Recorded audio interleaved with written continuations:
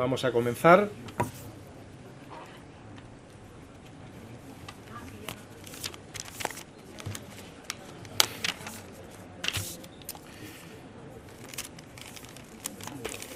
Casi dentro del horario previsto. O sea que vamos muy bien de tiempo. Bienvenidos y bienvenidas al CREER. El CREER, sabéis que es el Centro de Referencia Estatal de Atención a Personas con Enfermedades Raras y sus familias. Es un centro que lleva abierto este año 15 años, cumplimos, y que es un centro del INSERSO, del Instituto de Mayores y Servicios Sociales, ahora mismo dependiente del Ministerio de Derechos Sociales, Consumo y Agenda 2030. Este centro, que nace con el único objetivo de dar atención y mejorar la calidad de vida y ser referente a las personas afectadas por enfermedades raras y a sus familias, pues tiene un recorrido importante en la visibilidad también de la realidad que viven las personas afectadas y las familias. Y tenemos aquí un equipo que trabaja desde hace ya 15 años para intentar potenciar y promover ese apoyo y esa atención y esa referencia también, gestión del conocimiento. Y en este caso, hoy estamos dentro de lo que es la parte de conocimiento, de compartir experiencias entre las personas y las familias, y en este caso en una realidad que ya conocemos en el centro porque llevamos años con personas afectadas que han venido aquí a alguno de los programas que ofrecemos en el centro. Lo primero de todo es agradecer, por supuesto, a todos los que estáis aquí, que sois los verdaderos interesados y protagonistas y que hacéis posible que esto tenga sentido. Pero por supuesto aquí a las personas que están conmigo ahora mismo, pues también agradecerles lógicamente y darles la enhorabuena, porque ellos junto con Begoña, la responsable de la técnica aquí del centro, pues han conseguido organizar una jornada de gran valor, de gran significancia durante el día de hoy y el día de mañana. Va a ser muy intenso, pero creo que va a ser muy interesante. Y nosotros vamos a aprender mucho, yo el primero, y tengo mucho interés, ¿no?, en todo lo que aquí se va a poder hablar. Así que, por supuesto, la enhorabuena primero a la asociación Polio Castilla y León, porque faltaba una asociación en Castilla y León de polio y se ha generado y se ha formado en un tiempo récord. Y bueno, José Luis Guerrero, el presidente de la asociación, pues lógicamente es el máximo representante de ella. Y por supuesto es parte de la razón por la que estáis aquí, porque el Centro de Referencia Estatal estamos constantemente apoyando y aprendiendo del mundo asociativo, que al fin y al cabo es los que hacen que estas cosas se hagan más visibles y más reales, ¿no? Y la fuerza que tenéis el movimiento asociativo para transmitir también a nuestras administraciones y a nuestros profesionales todo lo que necesitamos o necesitáis en un momento determinado. Por supuesto a Guillermo Gómez Toril, que evidentemente como miembro del Rotary Club, esa cátedra que se ha hecho en la Universidad de Burgos, Jerónimo como valedor de esa cátedra e investigador principal, y bueno, pues en dar la enhorabuena también ese apoyo a esta enfermedad y a esta realidad que, bueno, sabemos que ahora mismo está más controlada en todo el mundo, y yo creo que se está dando pasos muy importantes. Hablábamos de la Asociación Europea de Polio, que yo creo que es muy fuerte y está haciendo mucho por la realidad y erradicar en muchos países que todavía sigue habiendo muchos casos y realidades difíciles. Y bueno, pues yo creo que ahí es importante. Yo no quiero extenderme más, porque lo que nos interesa es escuchar a las personas que tienen que ofrecernos todo ese conocimiento y eso que nos puede ayudar a hacer que nuestra vida sea mejor. Pero sí que me gustaría daros dos pequeñas reflexiones. Una de una terapeuta ocupacional y psicóloga que estuvo aquí el otro día en una jornada de formación especializada que hicimos de autonomía personal, que era Aina Gaya, y que nos decía y titulaba su ponencia ¿Quién receta vida diaria? Esta es una gran pregunta, ¿no? Muchas veces queremos, en enfermedades raras, lógicamente la investigación es esencial, pero muchas veces la investigación no llega, ni hay tratamientos para la mayoría de ellas. pero lo que sí que tenemos es que seguir enfrentándonos a ese día a día, ¿no? A esas dificultades, a esas limitaciones que nos ponen y nos obstaculizan los recursos que no están accesibles, que no llegamos, que no podemos aprovecharles. Y por tanto yo creo que tenemos que los profesionales, y en el Centro de Enfermedades Raras lo tenemos muy claro, poder conseguir daros, no sé si recetas, lógicamente, pero sí por lo menos apoyaros y haceros visibles esa realidad del día a día, ¿no? Y esa investigación que el profesor Jerónimo va a compartir con nosotros, yo tengo mucho interés en ver esa realidad que vosotros vivís en ese día a día. Y la segunda parte, pues simplemente un vídeo, un cortometraje de Niels Frantzen, que me ha sorprendido y que yo creo que merece la pena verlo. Es un danés, si no me equivoco, afectado por la polio, y que el vídeo dura 58 minutos y tenéis ocasión de verlo en Vimeo, creo que merece la pena. Refleja muchas realidades, seguro que os sentís identificados todos, la importancia de la familia, la importancia, el apoyo de vuestros padres, el apoyo de vuestros hermanos en ese día a día durante mucho tiempo, y también pues la parte de cómo fue cambiando las cosas cuando él creía que podía hacer una vida normal y tuvo familia, tuvo trabajo, tuvo todo lo que él deseó, pero llegó un momento en que vio que empezó a tener muchas dificultades para hacer el día a día mejor sin apoyos, ¿no? Entonces, bueno, pues creo que es un cortometraje bonito, que podéis verlo y compartirlo, porque a mí me ha llegado un poco a lo más adentro, porque al fin y al cabo los testimonios que sois vosotros sois los que realmente nos dais un poco la visión de lo que es la realidad de la enfermedad. Y en el mundo de enfermedades raras, insisto, es esencial. Así que sin más, paso la palabra a Guillermo Pérez Toril, que antes he dicho Gómez, perdón, es Pérez Toril, que es el encargado responsable del Club Rotary aquí en Burgos, y que bueno, pues le doy la palabra.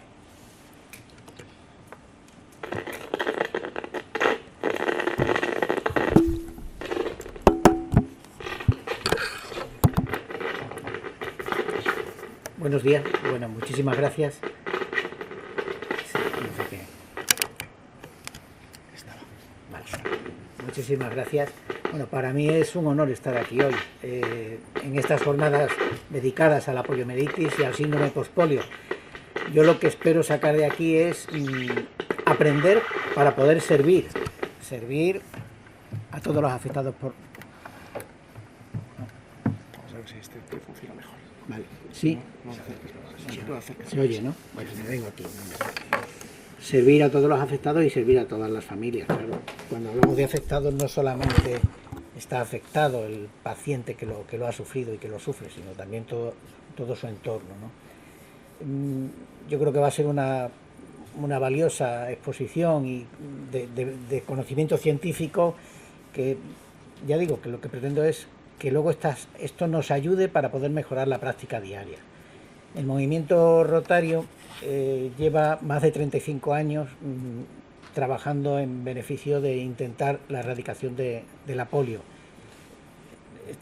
Y estamos más cerca que nunca de conseguirlo. Sería la segunda vez en la historia que en la humanidad se consigue erradicar una enfermedad. La primera fue en los años 80, la viruela, y ahora digamos que nos falta un empujón. Ahora mismo a nivel mundial y virus salvajes solamente están circulando en 2 países, Afganistán y Pakistán, pero siempre que haya circulación de virus salvaje corremos el riesgo de que se pueda extender en cualquier momento a cualquier otro país y volverse. Por eso no hay que bajar la guardia. Rotary en este tiempo lleva invertidos o puestos más de 2.100 millones de dólares y un trabajo voluntario bueno, que difícilmente ponderable, ¿no? Se pueden haber beneficiado alrededor de unos 3.000 millones de niños de 122 países, y ya digo, estamos en un tris de poder erradicarla, ¿no? La erradicación nació, el concepto de querer conseguir la erradicación salió de una directriz de la Organización Mundial de la Salud en el año 88, a la que se adhirieron gobiernos, el Centro de Control de Enfermedades de Estados Unidos, el movimiento rotario, y luego después se han ido añadiendo otras fundaciones, ¿no? Pero en ese inicio ya estaban los rotarios, ya estábamos allí para intentar conseguir este objetivo. Las infecciones desde entonces han caído un 99% de lo que había en aquellos entonces. Se calculaba que más o menos había 350.000 casos más cada año, y había unos 125 países que lo padecían. Aquí lo que esperamos es que los expertos nos aporten ese conocimiento que ellos tienen, que lo divulguen, y que nosotros, pues bueno, que lo que queremos es aprender y servir y ayudar, no queremos otra cosa, es lo que pretendemos. Yo creo que puede venir después un cambio positivo para todos los afectados, ¿no? Y bueno, por mi parte, poco más. Dar las gracias por, ya digo, primero por estar aquí, y entre todos, bueno, pues consigamos algo para el bien común. Gracias. Pues muchas gracias, Guillermo.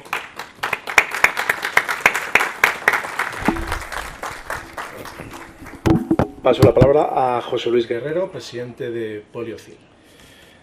Muchísimas gracias, Aitor. Hay que dar las gracias al Centro CREER, que nos aloja y que desde el primer día que vinimos a ver a Aitor Aparicio mostró una extraordinaria disposición para que pudiésemos contar con esta casa, extraordinaria por otro lado, en prestaciones, en recursos, en medios y en posibilidades que ya hemos hecho nuestra también, de modo que, bueno, pues nos sentimos aquí encantados y además de alojados. Muchas gracias. Además, bueno, creo que alguna legitimidad tenemos porque somos una enfermedad rara. ¿No es así, Aitor? Sí, sí. Estamos dentro del catálogo de... Muy bien. Uh-huh. Estupendo, gracias, Aitor. Gracias también a Rotary Club, no solo a Guillermo Pérez Toril Galán, sino a Eladio Herrero, que está ahí sentado, porque creo que el Rotary ha sido fundamental en el arranque de la Asociación de la Polio de Castilla y León. Y desde luego yo tengo que decir que fui impulsado desde el primer momento por sus directivos, por sus responsables, para la puesta en marcha de nuestra asociación, como muchos de vosotros ya sabéis por algunas reuniones anteriores. A Jerónimo González, quiero decir, pues también agradecerle que haya motivado y gestado la puesta en marcha de esta reunión, y que luego nos va a contar cómo han ido los estudios, las indagaciones, las entrevistas que han podido realizar, y que yo creo que va a ser un basamento para tener una foto de situación de cómo está el mundo de la polio, el mundo nuestro en la actualidad. Tengo también que dar las gracias a Carlos Díez Fernández Lomana, el secretario de la asociación, que ha sido también, a mi modo de ver, el que ha movido de sobremanera los hilos para la celebración de este encuentro, que yo he denominado en un titular de prensa que facilité ayer a los medios, primer encuentro de los afectados por la polio en Castilla y León, porque de alguna manera creo que este es un punto de inflexión, a pesar de que hayamos tenido alguna reunión asamblearia, alguna junta directiva y todo eso, pero yo creo que hoy es un punto de arranque importante, y por eso lo he llamado primer encuentro, que por otra parte nos viene bien a los periodistas para venderlo como noticia y así tener una, vamos a llamarle, percha de actualidad, ¿no? Bien, saludo también a los miembros de la Junta Directiva que están por aquí, Antonio Martín Chicote, que me ha dicho que nos han ingresado 1 millón de euros, ¿no?, en la cuenta hace poco, no sé quién, presidente Sánchez a lo mejor, no lo sé. A Masi Llorente, a Paloma Castaño, que viene de Valladolid, junto con Ricardo, y bueno, y a todos ustedes, encantado de saludarles y de contarles ahora un poco las vicisitudes del camino. Algunas cosas ya las he comentado con vosotros en otros momentos, pero bueno, por tener una foto de situación actual, de dónde estamos, hasta dónde podemos llegar, o hasta dónde hemos llegado en este periplo de año y pico, digamos, depende a qué momento nos remontemos, pero pero yo creo que de trabajo más o menos concienzudo, pues es la etapa más reciente. Dimos los primeros pasos en la consulta del doctor Mateo Díez. Allí creamos una primera junta directiva con Santos Díez, con Nayat Fedal, con Guadalupe Óscar, y yo creo que nacimos motivados por lo que me contaba el doctor Mateo Díez de la ley de la memoria democrática, que contemplaba la posibilidad de hacer estudios e indagaciones sobre lo que pudo haber sido la situación en España en la mitad del siglo XX, cuando todos o muchos de los que estamos aquí nos vimos afectados por la enfermedad de la polio, ¿no? Entonces, yo creo que no soy yo el más legitimado para saber cómo están esas cosas en relación a la ley y a la praxis o al desarrollo de la misma, pero sí creo que tenemos que aprovechar las posibilidades que ofrece esa parte final de la ley, o esa adenda o ese anexo, para intentar rascar el bolsillo de la administración, en este caso central, que es la que dice que tiene que ayudarnos, primero a saber qué pasó, segundo a ver en qué medida puede también facilitarnos una vida digna, vamos a resumirlo así. Bien, como también sabéis, pues hemos tenido reuniones con los responsables de las administraciones públicas. Estuvimos con la alcaldesa de Burgos, que nos facilitó la sede que tenemos en Graciliano Urbaneja, una sede que usamos poquísimo. Al final me hace gracia pensar que te pedimos y luego cuando nos dan, luego no lo utilizamos. Bueno, esa es una de las partes de la autocrítica que creo que tenemos que hacer, empezando por la propia Junta Directiva, Nos vimos también con el consejero de Sanidad, Alejandro Vázquez, para contarle lo que nos pasa, lo que le pedimos. Yo creo que ha habido ya explicaciones por parte del secretario en emails, en WhatsApp, de lo que ha ido dando de sí esa relación con la administración regional. Estuvo también la que es gerente regional de salud, Violeta Martínez Pindado. Y bueno, ahí todavía hay un tiempo que recorrer. Nosotros podemos seguir pidiendo cosas, y en el catálogo de necesidades que expusimos a la Junta de Castilla y León a través del consejero de Sanidad, pues a muchas de esas cosas habrá que recordárselas. Yo ayer estuve con él en Silos de casualidad, y en un tiempo le hablé de que teníamos hoy esta reunión y que de lo que aquí se derivase le iríamos a explicar, a contar, no sé si en una reunión personal como la que mantuvimos en su día Eladio Herrero, Carlos Díez, Fernández Lomana, Paloma Castaño, si no recuerdo mal, y yo en el despacho de la Consejería de Sanidad, pero bueno, se lo haremos llegar para que lo conozca y también dinamizar un poco las peticiones que le hicimos, pero que también él nos dijo cosas que nosotros tenemos que responder y hacer, y a lo mejor hemos estado un poco indolentes, al menos hasta este momento. Bien, es verdad que esto ha sido este verano. Bien, nos queda alguna reunión de carácter oficial, pero bueno, yo creo que de cara a la marcha de la asociación tampoco pasa nada. Si nos vemos con el subdelegado del gobierno o el delegado del gobierno en Valladolid, lo haremos, y si nos tenemos que ver con, yo que sé, el presidente de la Diputación o cualquier otro responsable público, quizá la Consejería de Familia e Igualdad de Oportunidades, porque de ella depende la gerencia de los servicios sociales, y nos vendrá muy bien quizá para algunas de nuestras necesidades que nos conozcan. Ya más o menos se lo anticipé a Isabel Blanco, que es la consejera y también ahora la vicepresidenta del gobierno regional, con lo cual, bueno, pues tiene un poder añadido, vamos a decirlo así, ¿no? Bien, ¿qué hemos conseguido en la práctica? Aparte de, bueno, pues ustedes dirán, lo de reunirse está muy bien, lo de hacer los trámites administrativos está muy bien, lo de abrir una cuenta en la Caixa está muy bien, todo eso está muy bien, pero ¿qué?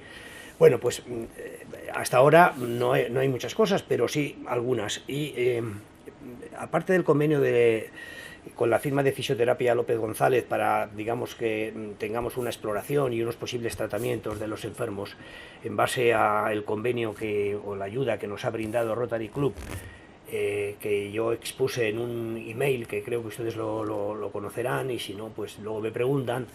Bueno, pues aparte de eso, yo creo que hemos dado un paso trascendental en la solicitud de incorporarnos a lo que es Impulsa Igualdad. ¿Qué es Impulsa Igualdad?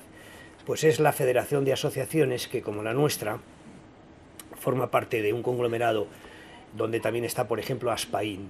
Aspain ya es una asociación muy fuerte y con muchos medios y muchos recursos. Tanto es así que, por ejemplo, aquí en Burgos tienen una sede en el polígono de Villalonquejar, donde yo estimo que pronto podamos ir a recibir los tratamientos oportunos en base a un convenio que tenemos que firmar con ellos una vez que nos hayamos incorporado a Impulsa Igualdad.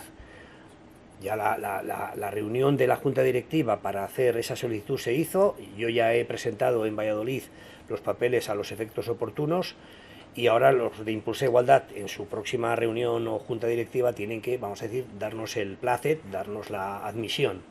Una vez que eso se produzca, vamos a propiciar que se nos dé firmar un convenio con Aspain, en el marco de la federación, con Aspain, para que los que somos asociados podamos ir al centro del polígono de Villalonquejar en las condiciones que marque el convenio, pero que estimamos serán siempre favorables. Yo he visitado las instalaciones de Aspain en Valladolid y la verdad es que no conozco las de aquí todavía, pero creo que son formidables a efectos de tratamientos de fisioterapia y de ortopedia, y en fin, algo que yo creo que nos va a beneficiar mucho a todos nosotros. Bueno, por lo demás, pues en términos de autocrítica, pues sabemos que somos pocos, que tenemos que crecer.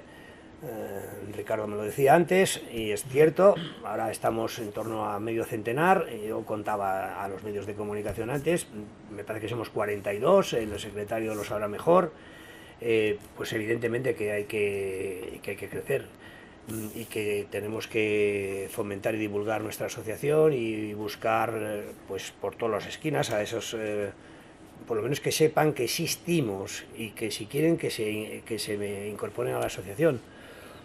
Pero es verdad que creo que todos nosotros tenemos que hacer un esfuerzo de apoyo y de ayuda a la Junta Directiva, en este caso, que tiene también sus problemas, sus dificultades, y algunos, como es mi caso, pues todavía estamos trabajando. Creo que se ha hecho una labor divulgativa en medios de comunicación razonable, siempre se puede mejorar, pero me ciño, por ejemplo, a un artículo de Carlos Díez, Fernández Lomana, ¿no?, sobre que la polio no ha desaparecido, que se publicó recientemente, cuando en la percha de actualidad fue, si no recuerdo mal, el Día Mundial, ¿no?, el Día Mundial que nos acoge y bueno, pues digamos que la radio, la tele suele estar más o menos pendiente de nosotros, más la tele que ningún otro medio, curiosamente, pero nos viene muy bien. Y bueno, vamos a ver si por ese lado podemos extendernos a provincias como Valladolid o León o Palencia, Segovia, Soria, en fin. Si el convenio con Aspain nos resulta favorable, eso puede animar a muchos, porque ven una razón práctica de pertenecer a la asociación en la medida en que podrían ir a ese centro que tienen me parece que ahora son 6 provincias. En Salamanca dentro de poco nacerá el centro número 7 de Aspain, y en cualquier caso lo tenemos en Valladolid, lo tenemos en Burgos, lo tenemos en León, lo tenemos en casi todas. No sé si la única que no tiene Soria y Segovia, pero bueno, ellos saben que acabarán llegando hasta ese punto.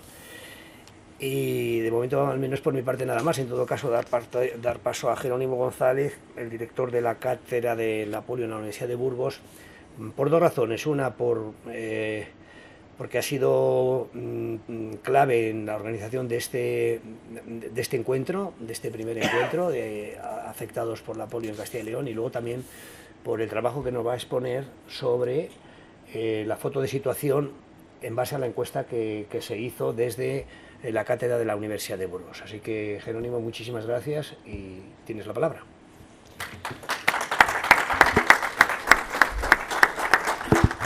Sí, gracias, José Luis. Buenos días a todos y a todas. En primer lugar, agradecer al CREER, al Centro de Referencia Estatal, por permitirnos el celebrar aquí este encuentro, que yo creo que es muy, pues de alguna forma, satisfactorio para todas las personas que de alguna forma están afectadas por el síndrome por polio o síndrome post-polio, ¿no? Agradecer también a Carlos Díez Fernández Lomana, porque realmente él ha sido el que ha impulsado y ha gestionado toda la parte administrativa, burocrática y demás de este encuentro, y yo creo que bueno, pues también hay que agradecerlo. Y por supuesto a los asistentes, porque realmente esto es para vosotros, realmente los interesados y los que queremos que os llevéis la mayor parte seríais vosotros, ¿no?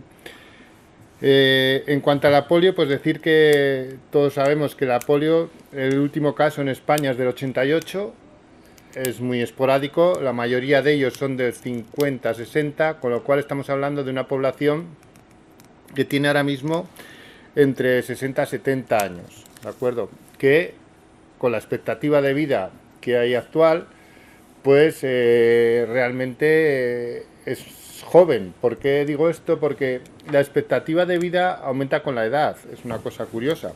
Es decir, cuantos más años vives, más años se espera que vivas. Es un poco redundante, pero entonces la expectativa de vida de las personas que ahora tienen, o sea, de las personas que ahora nacen, pues la expectativa de vida estará en 85 años.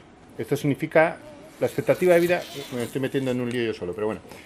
La expectativa de vida es un concepto teórico que dice la edad a la que se espera que llegue la mitad de la población, al menos la mitad de la población nacida en un determinado año. Es que es un poco lío. Bueno, el caso es que las personas que ahora tienen 60 o 70 años, su expectativa de vida está en 90 y algo, más que los que nacen.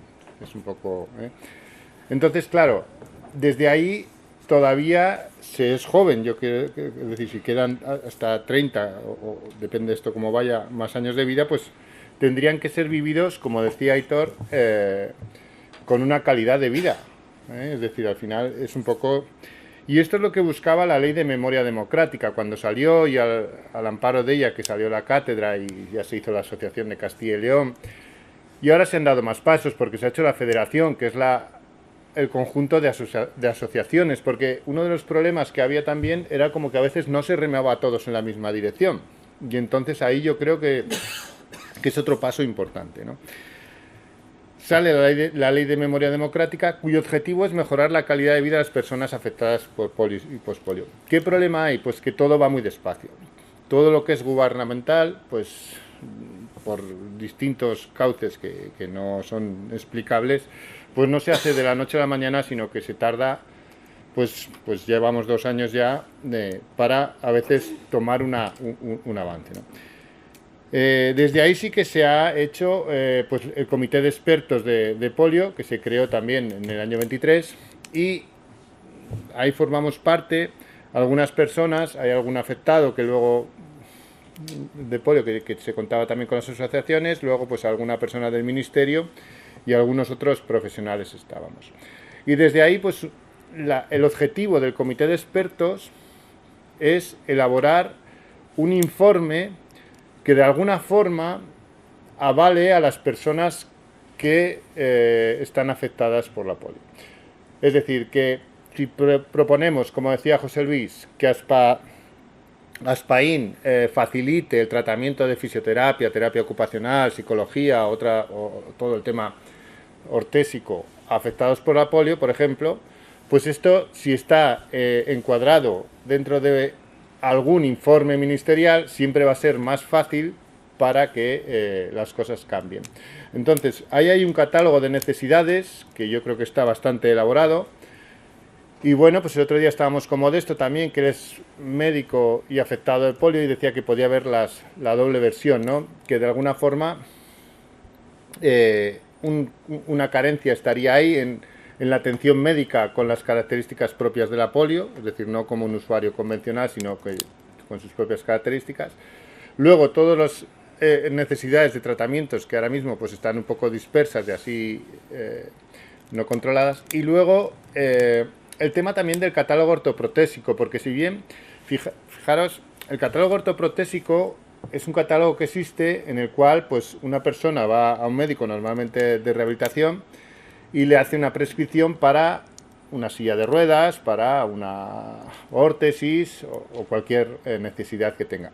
Bien, pues este catálogo se ha tardado en actualizar unos 20 años.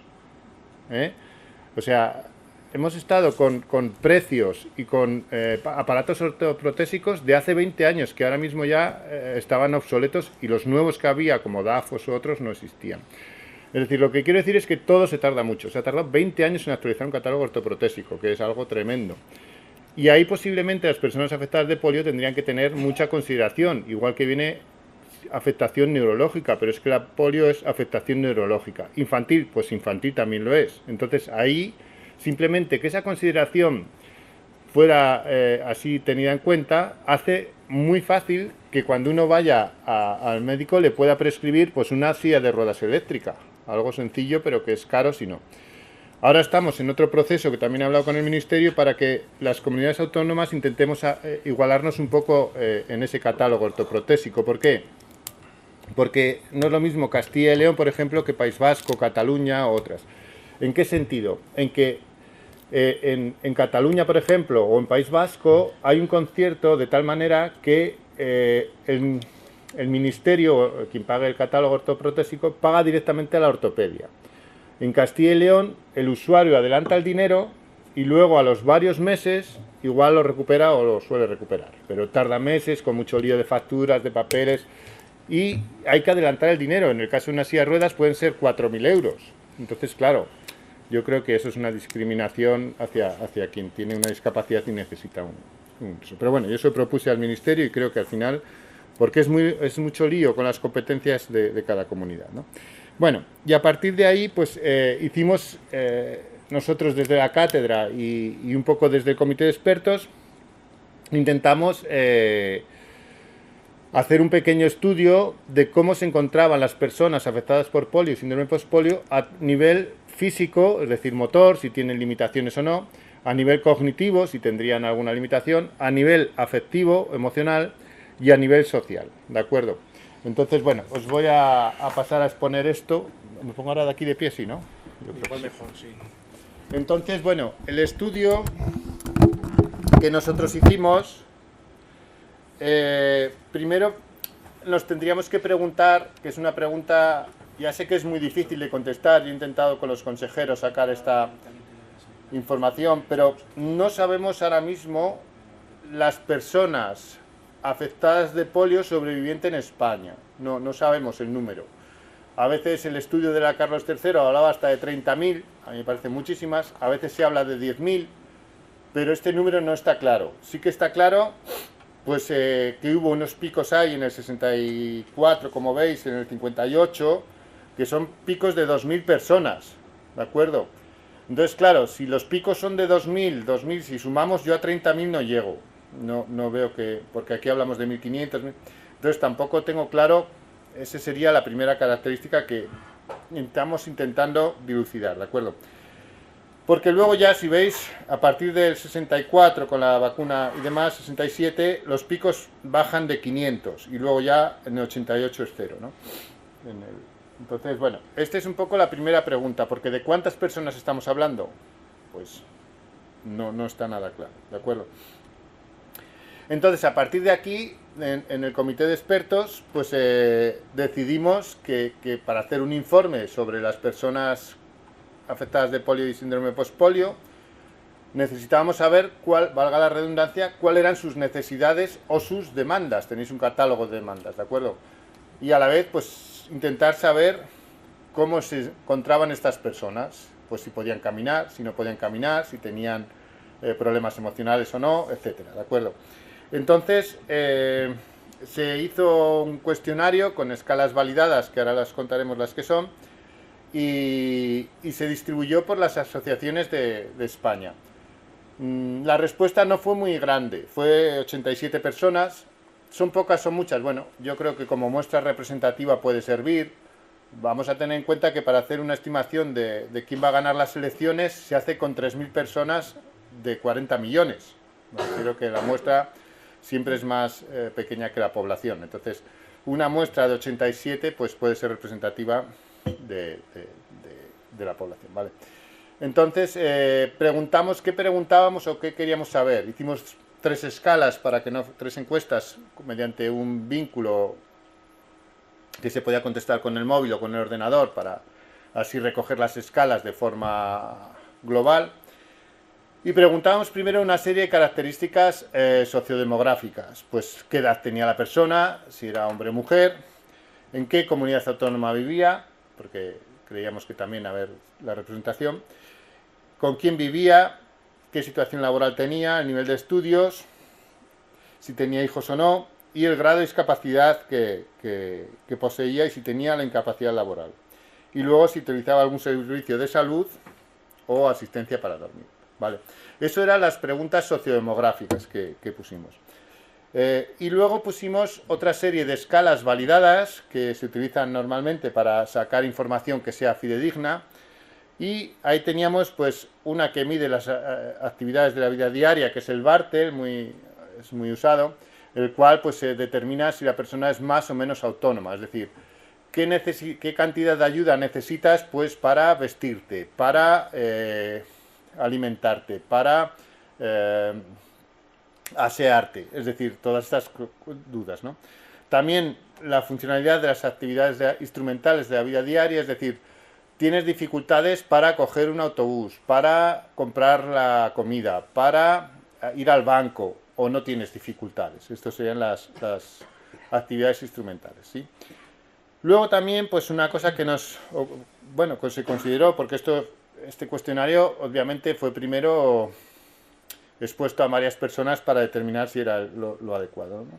Bueno, el riesgo de caídas, que la escala es la Dalton, y el miedo a las caídas. Yo creo que era importante porque también las caídas están asociadas en etapas de personas mayores con luego muchas complicaciones, incluso mortandad, ¿de acuerdo? Intentar evitar las caídas casi siempre. Luego un cuestionario de salud general de Goldberg, también el estado nutricional con el MNA, el Mini Nutritional Assessment, porque ahí lo que queríamos es ver si existe déficit o a la vez también podría ser sobrepeso. Luego, si habría casos de riesgo por úlceras por presión, por estar mucho tiempo en silla de ruedas en algunas personas, qué dolor tenían y nivel de dolor, ansiedad y depresión con Goldberg, y luego, por último, pues el insomnio, la satisfacción subjetiva del sueño, hiperinsomnio, y el apoyo social percibido. ¿De acuerdo? Esto es un poco las escalas.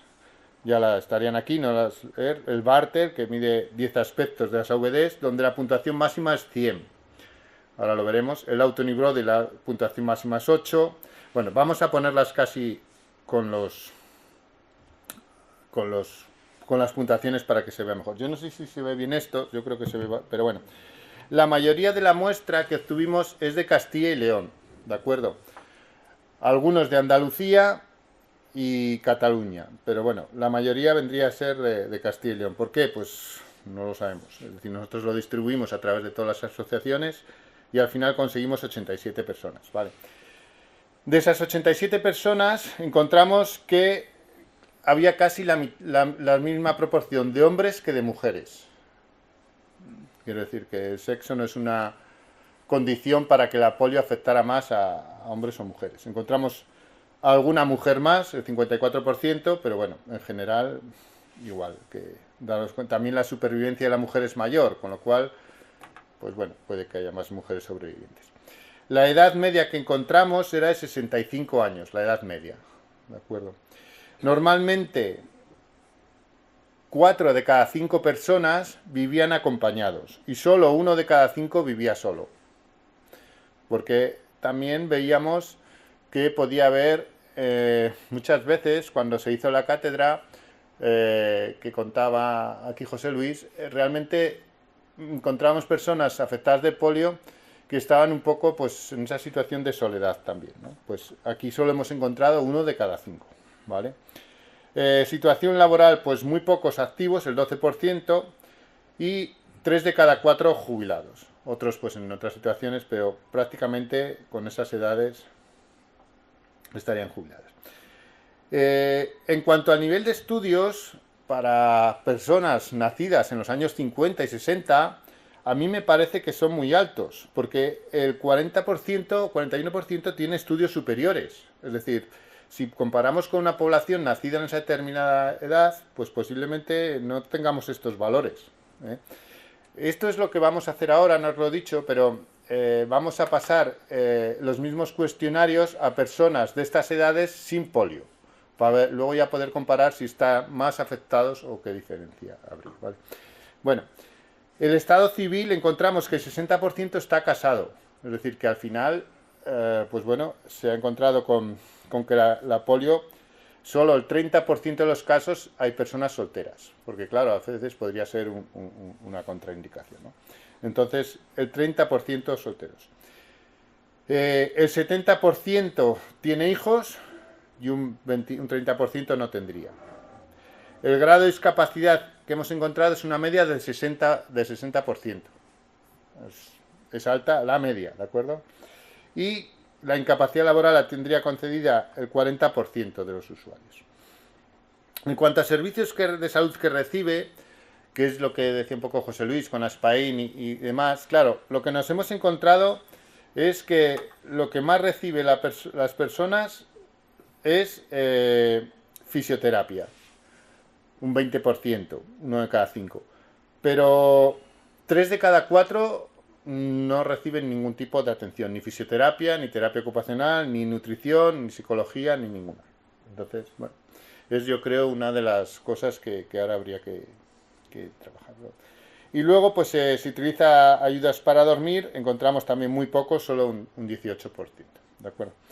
Bueno, en cuanto a estos son los valores medios, luego vamos a ver las gráficas de cada uno, pero aquí se ve muy bien porque se ven los máximos y los mínimos, ¿de acuerdo? En cuanto a la primera escala que decíamos de las actividades de la vida diaria, si una persona necesita ayuda para vestirse, para comer o para asearse, hemos encontrado una puntuación media de 76, que es bastante alta, porque el máximo sería 100, 95, depende de un ítem, pero realmente 76 es una autonomía bastante alta para las actividades de la vida diaria, ¿de acuerdo? Y en cuanto a la de instrumentales, el ir al banco y hacer todas estas gestiones, también tenemos una puntuación alta que es 6. El miedo a las caídas sí que es una puntuación alta porque da 18 sobre 28, sí que hay bastante miedo a las caídas. Y la salud general se percibe más bien baja con 9 sobre 27, ¿vale? El estado nutricional sí que hemos encontrado un estado nutricional, lo vais a ver mejor en la gráfica, bastante normal, por así decirlo, no hemos encontrado desnutrición ni sobrepeso. Y el índice de masa corporal que hemos encontrado sí que es 28. Aquí sí que sabéis que 25 o más es sobrepeso, pero es que sobrepeso tenemos todos. También hay que decir esto, es decir, que al final el sobrepeso está presente en 3 de cada 4 personas en España, con lo cual realmente es un valor pues dentro de la normalidad. 28, un poco más alto, pero bueno, sería sobrepeso, ¿vale? El riesgo por úlceras de presión sí que encontramos en personas porque pasan mucho tiempo sentado. El nivel de dolor no es mucho, no hay gran dolor o nivel de dolor, y sí que aparece bastante ansiedad, 7 sobre 9 y 5 sobre 9 de depresión. Pues bueno, yo creo que también hay veces que podría estar ahí atento. Insomnio, 25 puntos de 44, satisfacción subjetiva del sueño, 4 de 7, es bastante alta, es decir, en cuanto al sueño.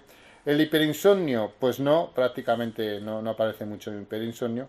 Y sí que aparece también gran apoyo social percibido, ¿vale? Vamos a verlo ahora un poco más en gráficas, que yo creo que es más visual. En cuanto a las AVDs, hemos encontrado muy pocas personas, no sé si se ve, pero bueno, si no os lo cuento. La de la izquierda es dependencia grave, luego la de dependencia moderada, dependencia leve y 0% independiente. Llama la atención que nadie sea independiente del todo. Es decir, como que si siempre se necesita alguna ayuda para algo. Igual puede ser para abrocharme un botón o puede ser para alguna gestión de las actividades de vida diaria. Entonces, la mayoría de las personas, es decir, 6 de cada 7, tienen dependencia leve. leve es esto, ¿no? Que necesitas algo para alguna gestión en las que hemos dicho. En cuanto a lo instrumental, aquí obviamente aparece gente independiente totalmente, que consultaría sus emails, que mandaría correos, que reservaría viajes, que haría gestiones en el banco, que prepararía la compra de la comida, que totalmente independiente, 1 de cada 3, el 33%, y ya aparecen dependencias más altas en cuanto a level, 28%, es decir, que igual necesitas ayuda para alguna gestión, y 1 de cada 4, una dependencia moderada, y el 13% una dependencia importante. De hecho, cuando distribuimos la encuesta, una de las dificultades que nos plantearon era esta, como decir, si mucha gente no va a tener acceso a contestarla por el móvil o por el ordenador, porque lo que se manda es un enlace que clicas y vas respondiendo, ¿no? Entonces, bueno, no sé, aquí hemos encontrado que hay un 40% si sumamos, casi la mitad, entre moderada e importante, ¿de acuerdo? En cuanto al riesgo de caída, encontramos que 3 de cada 4 tienen riesgo de caída. Es un alto porcentaje. El porcentaje es muy alto. Aquí sí que es muy alto porque en poblaciones de la misma edad no encontramos estas porcentajes, ¿vale? Y solo un 21%, según la escala, no tendría riesgos de caída. Y lo que sí que aparece es una preocupación muy alta a el miedo a las caídas. El 80%, 4 de cada 5, tendrían una preocupación muy alta, ¿de acuerdo? Y esto es muy importante porque estarían las personas afectadas por polio, síndrome postpolio, que haciendo una metáfora sencilla, ¿de acuerdo? Todo dentro del contexto de que esto es divulgativo y sencillo, podríamos decir que cuando uno se hace mayor, lo que hay riesgo es de fragilidad. ¿Qué es la fragilidad? La fragilidad es que perdemos capacidad de fuerza y de desplazamiento por la edad y por atrofia de no usar, es decir, si no hacemos ejercicio y si no nos cuidamos, pues podemos caer en esa condición de fragilidad, ¿de acuerdo? Esa condición de fragilidad es muy mala porque el problema es que es un círculo vicioso, es decir, cuanto más frágil estoy, menos actividad física hago. Y cuanto menos actividad física hago, más frágil estoy. Y cuanto más frágil estoy, entonces te lleva un poco a la inacción. Y hay que revertirlo, sí que es posible revertirlo. Hay ejercicios muy sencillos. Me refiero a que no hay que ir al gimnasio todos los días. Si yo cojo una silla, lo veréis porque vendrá Álvaro y demás, ¿no? Y yo hago así sentadillas, todas las que pueda, pues bueno, estoy haciendo mucho ejercicio con muy poco recurso económico y de tiempo, ¿no? Con atenderlo un minuto. Que esto es una de las cosas, es decir, porque está muy bien lo de Aspain que propone José Luis, y a la vez también yo creo que sería interesante hacer una formación para que las personas tuvieran una tabla de ejercicios sencillos y algo de nutrición, para que seamos responsables también de nuestro propio proceso, porque esto para mí es una de las grandes incógnitas de la existencia casi. Todos sabemos que para llegar a mayores, en las mejores condiciones posibles, es necesario comer poco o estar delgado y hacer ejercicio físico. Parece que esto es como un mantra, ¿verdad? Y luego no encontramos esto. Sí que la gente a veces va a andar, dice, he ido a andar, bueno, ¿has hecho ejercicio? Bueno, habría que verlo, ¿no? Pero ahí tenemos una gran carencia de falta de responsabilidad del ciudadano y que no debe de solucionarla a las instituciones en cuanto a la responsabilidad de nuestro propio proceso de envejecimiento, ¿de acuerdo? Bueno, pues el miedo a las caídas vendría por ahí, es decir, cuanto más frágil estás, más fácil es que te caigas, porque tropiezas, porque pierdes el equilibrio. El ser humano, una de las cosas más difíciles que tenemos es ser monopedal, es decir, estar sobre un pie apoyado. Pues este ejercicio, apoyado así, contamos hasta 10, cambiamos de pie, es un ejercicio que puede hacer todo el mundo en casa, pues repetidas veces, ¿no? Pues esto, por ejemplo, mejoraría el equilibrio y la fuerza. Entonces, cosas sencillas que podríamos hacer para evitar esto, porque las caídas sí que son un gran problema. Una tesis que hicimos con un médico traumatólogo, veíamos que hasta el 50% tenía problemas tras una caída y fractura de cadera. Hasta el 50% de mortalidad en medio año encontramos. O sea, unas cosas tremendas. Entonces, bueno, yo sí que os invito también, que está muy bien todo lo que se está haciendo, y también participar, porque es importante que participéis, lo ha dicho José Luis, me ha dicho Carlos también. En León no hay ningún asociado, en Zamora tampoco, en Salamanca tampoco. Entonces, ahí hay cosas que yo creo que es importante también que se participe y de alguna forma se esté presente, ¿no? Bien, el estado nutricional, sí que encontramos un estado nutricional normal en un 34%, y hay un riesgo en el 50%, ¿de acuerdo? Con malnutrición en el 16%. ¿Son niveles altos? No, son los propios de esa edad, pero sí que es verdad que es necesario que hagamos un cambio, ¿vale? No puede ser que envejecer lleve a una malnutrición, ¿de acuerdo? Bueno, en cuanto al IMC, obesidad extrema hay muy poca, un 1,5%.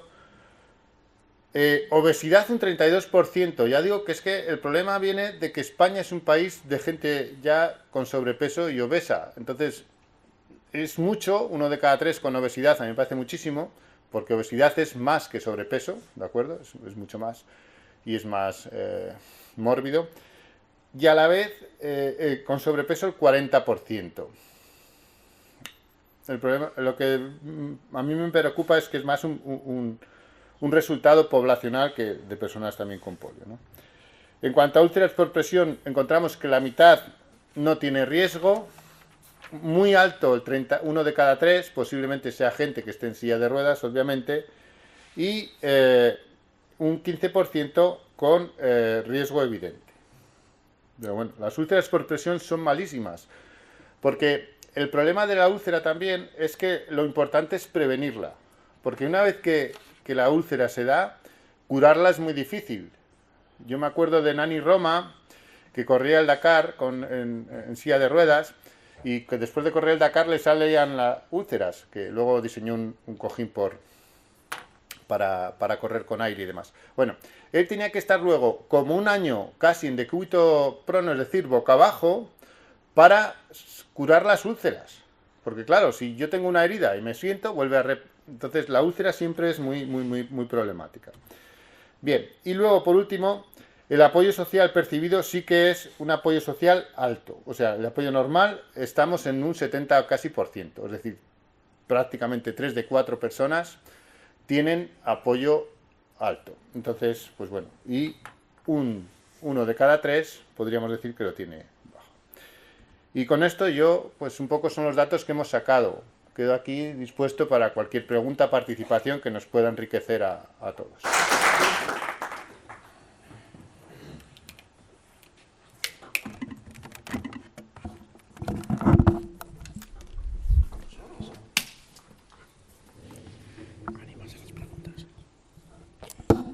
Sí, bueno, yo creo que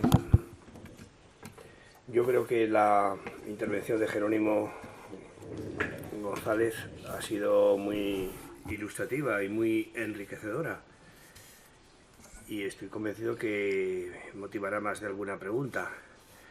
También pueden formularse preguntas a cualquiera de los demás.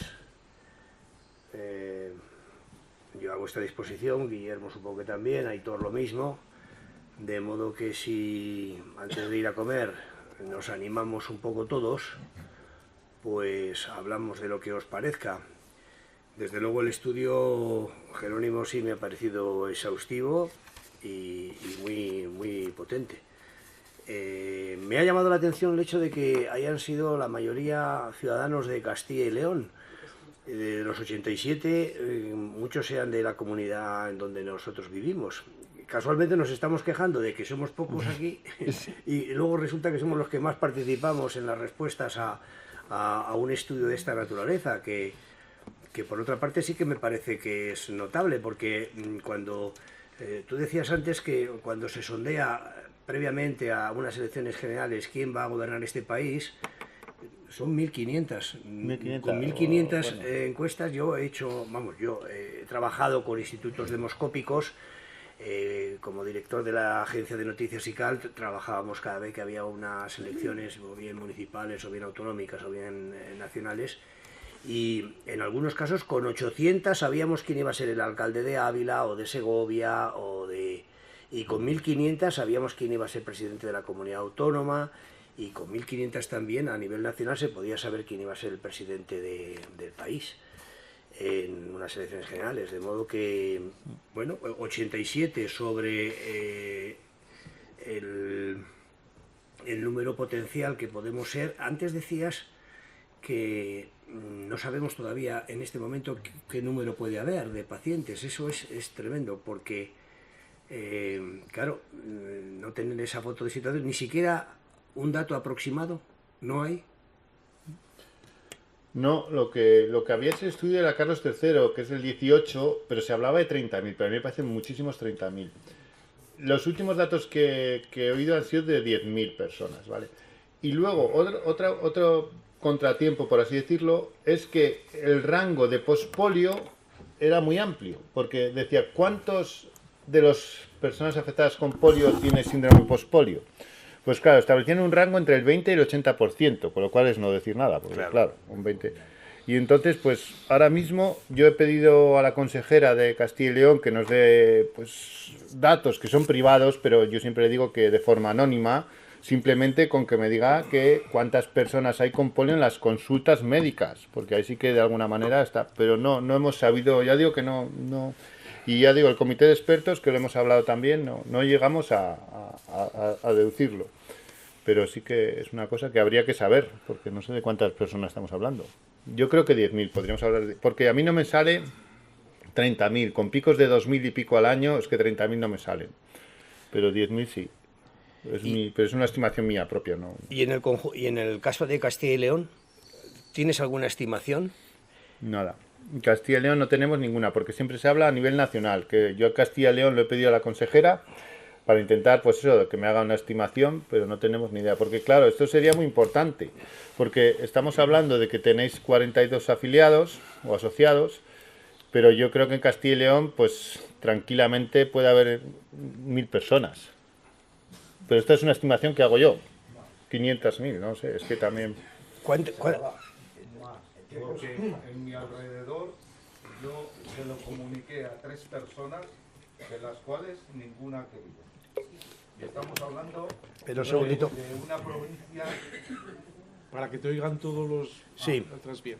Adelante. Estoy hablando concretamente de la Ureba. Acércalo un poco más. Estoy hablando de la Ureba. Entonces, yo conozco a 3 personas, se lo comuniqué a las 3 personas enviándoles el email y el WhatsApp y ninguna de ellas ha querido. Entonces, lo que no se puede es forzar a nadie, No. pero la situación, al menos alrededor de donde yo me muevo, es la que les estoy contando.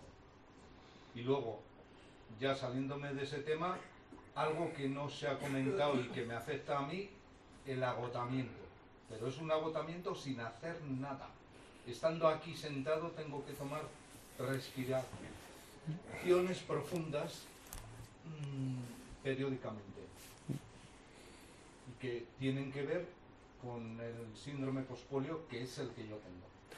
Ricardo iba a hacer algún apunte. Yo iba a dirigiros casi tres cuestiones, ¿no? Un poco interrelacionadas. Una era con algo que padecemos todos en la asistencia médica ordinaria. Es decir, vas al médico de familia y nunca, bueno, de hecho no sabe qué tienes, ¿no? Aparte de lo que vayas, la dolencia normal.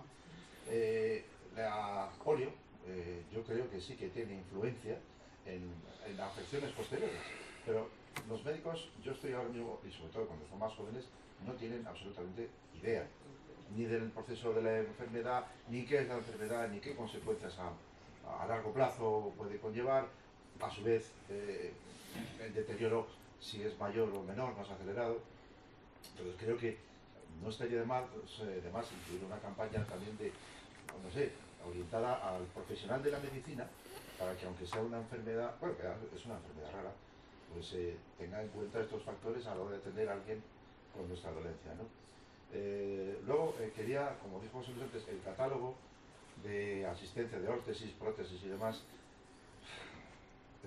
es otro, o sea, no se ha hecho nada. O sea, salió hace 2 o 3 años el nuevo catálogo, pero de hecho lo único que puedo decir es que subvencionan menos las órtesis y las prótesis y además tardan más.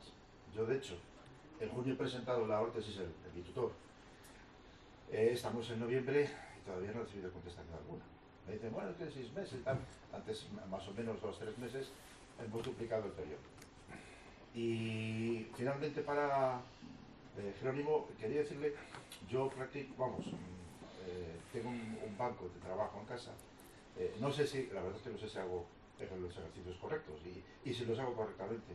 Entonces creo que, bien es verdad que a través de Aspaín o de Impulso Igualdad, bueno, donde luego tengamos la posibilidad de recibir fisioterapia y rehabilitación, pero como bien has dicho, la mejor rehabilitación y fisioterapia es el día a día, ¿no? Entonces yo sé que alguien nos va a decir dentro de un instante o por la tarde la importancia de tener lo necesario que sea en casa, básico y fundamental para que, bueno, para poder defendernos de eso, del pánico que creo que tenemos todos a la caída, ¿no? Que es lo que nos asusta. Guillermo. Sí. En referente a lo que nos afecta a los médicos. Nosotros, la polio, Está claro. Vente para acá. Vente para acá y compartimos. nosotros, la polio, donde estudiamos en la carrera es en la asignatura de pediatría, que es la fundamental. Y nos hablan de la enfermedad en sí. En el resto del recorrido académico, prácticamente de la polio no se habla. Prácticamente no se habla. Y con el paso de los años posiblemente se le haya dado menos importancia aún. Lo último que hemos detectado y que hemos comentado en reuniones en la cátedra es que la figura principal ahora mismo debería ser la del médico de familia. No tanto los especialistas. Los especialistas efectivamente pueden saber mucho de neurología, pero el que va a estar en contacto día a día con los pacientes es el médico de familia. Lo que pasa es que el médico de familia ya sabemos que en España pues está muy denostado, pero yo creo que ese es nuestro gran aliado y al que tenemos que dirigirnos y desde luego decirle qué es lo que nos pasa para que ellos también, si luego cuando un médico se pone a estudiar, sabe cómo ayudar. Y en eso se trata todo. O sea, efectivamente tenemos que hacer pues algo en beneficio de los pacientes, pero a través de la formación a los médicos, simplemente de hacerles conocedores de estas necesidades. Y cuando el médico estudia, al final encuentra soluciones.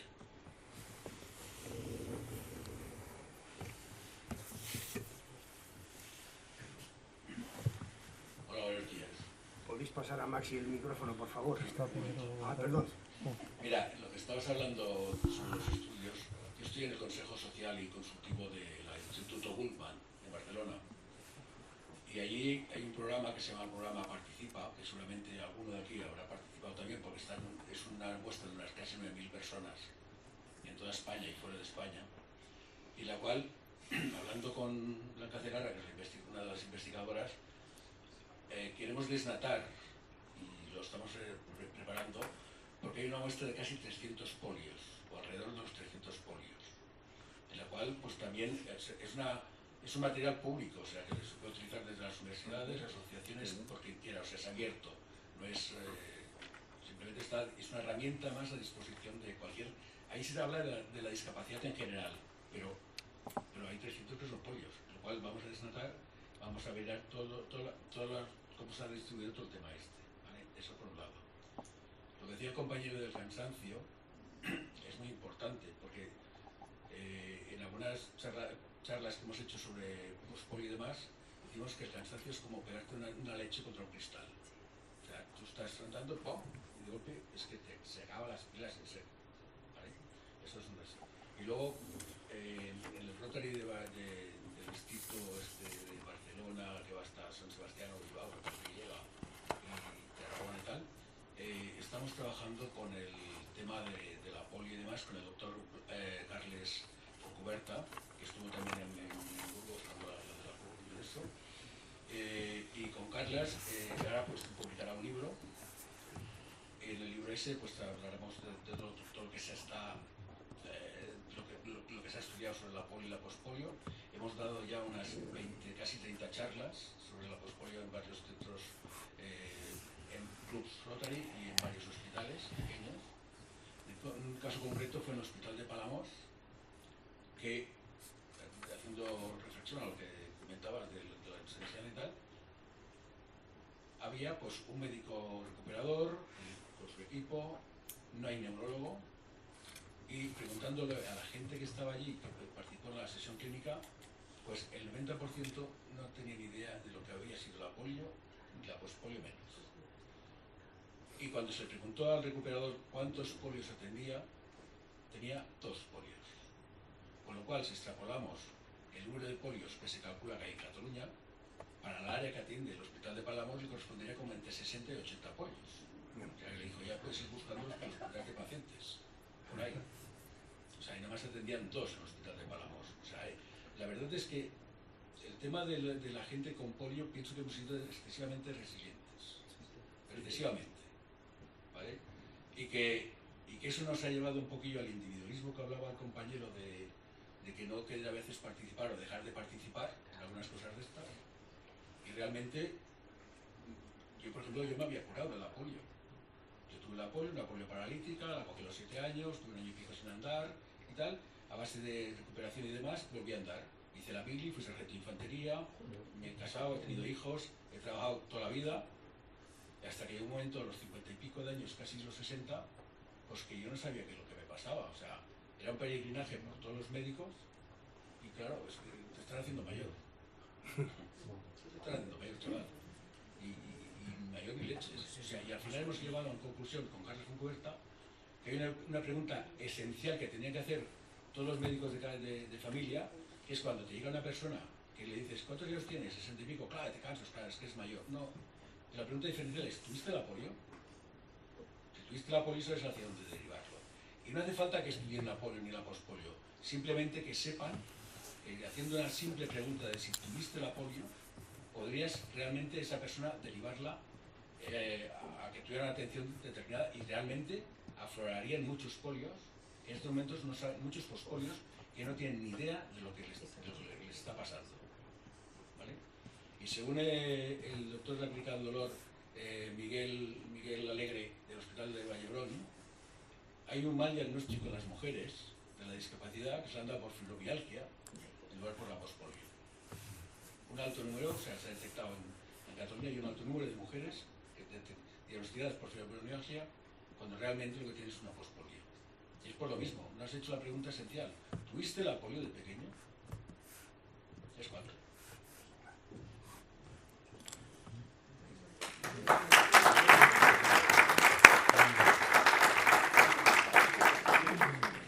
Maximino igual amplía un poco lo que quería.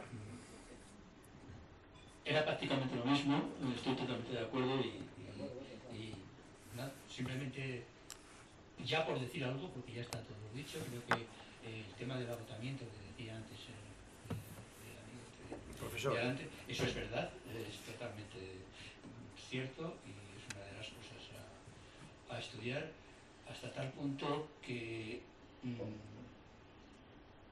en cardiología, un día hablando con un cardiólogo me decía, yo tengo un programa de estos, ¿no? Me decía que bueno, la gente que hemos tenido la polio, en mi caso al año y medio, ¿no? Que durante nuestra vida, que era una teoría, vamos, que no estaba demostrada, pero que durante nuestra vida hemos estado haciendo para caminar, para cualquier tipo de actividad física, mucho más ejercicio que cualquier otra persona. Con lo cual, había un momento en el que se plantearon una serie de secuelas que decían, ¿y usted por qué tiene una arritmia y tal? Si es un tema casi de deportistas, ¿no? Decía, es que he hecho deporte desde que empezó a caminar 4 veces más que cualquier persona, iba a decir normal, pero lo retiro inmediatamente, ¿no? Que cualquier otra persona. Sobre el tema del conocimiento, que yo a lo mejor seguramente lo vamos a tratar y tampoco quería incidir mucho, pues es cierto, ¿no? Yo cuando voy al hospital alguna vez, la verdad es que no muchas. A mí me han preguntado más veces que médicos especialistas que qué era un síndrome pospóleo, que qué entendía yo por síndrome pospóleo, porque ellos pues realmente no estaban muy concienciados en el tema. Incluso en una ocasión un neurólogo me dijo que le importa que llame a una serie de personas al lado para que vean lo que es una polio infantil en este caso, ¿no? No está totalmente decidido, y yo creo que el síndrome pospolio muchos lo hemos aprendido, o muchos profesionales de la medicina lo han aprendido el día que un día nos presentamos con un papelito del Ministerio de Familia, Igualdad de Oportunidades, etcétera, etcétera, diciéndoles: oiga, ¿me firma usted esto porque necesito para jubilarme? Y dice: ¿qué tengo que firmarle? Lo que pone aquí, síndrome pospolio. Y bueno, después de un rato y siendo gente comprensiva, pues han firmado algo que reconocían que no sabían lo que era exactamente, ¿vale? Pero vamos, nada más que añadir a lo que han dicho los compañeros de Barcelona, ¿vale?